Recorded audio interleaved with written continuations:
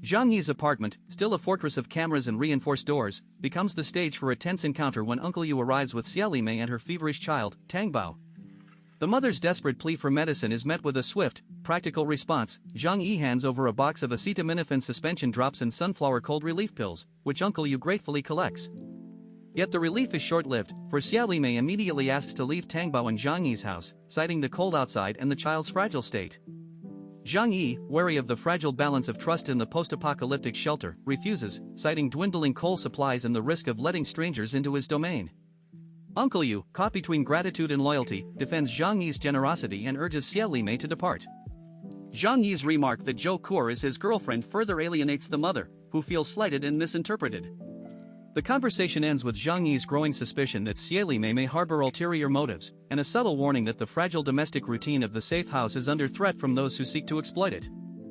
Uncle Yu's arrival with Xia Limei and her feverish child sets a tense tone as the two debate the nature of Zhang Yi's generosity. Xia Limei, driven by maternal desperation, insists that Zhang Yi's cautious behavior betrays a hidden agenda, while Uncle Yu, hardened by years of survival, counters that Zhang Yi's past aid proves his reliability.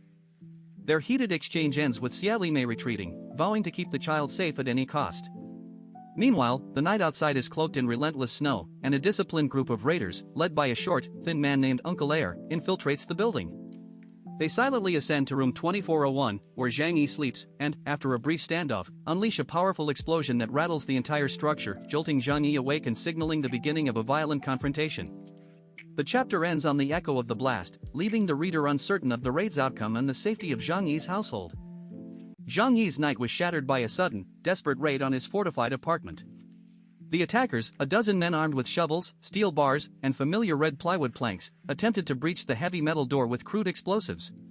The blast rattled the building but failed to breach the door, leaving the attackers frustrated and angry. In response, Zhang Yi lit a Molotov cocktail and hurled it at the intruders. The cocktail's flames quickly ignited the dissolved white phosphorus in carbon disulfide that he had stored in small bottles, producing a searing, white-hot fire that engulfed the attackers in a terrifying blaze. The white phosphorus exploded with intense heat, burning the attackers' clothing and flesh, and the flames spread across the walkway outside.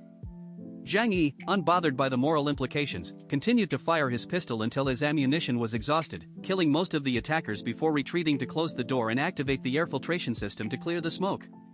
The ordeal left him shaken, realizing that the threat level in the apocalypse had escalated beyond ordinary scavengers to ruthless, well-armed adversaries. He vowed to prepare for future attacks, acknowledging that a single engineer with explosives could potentially destroy his entire building. After the chaos, he returned to Zhou Kur's room, where she had hidden in fear. He reassured her, noting her calmness and the domestic comfort of the house, and reflected on the value of having a sensible, composed partner in such a harsh world.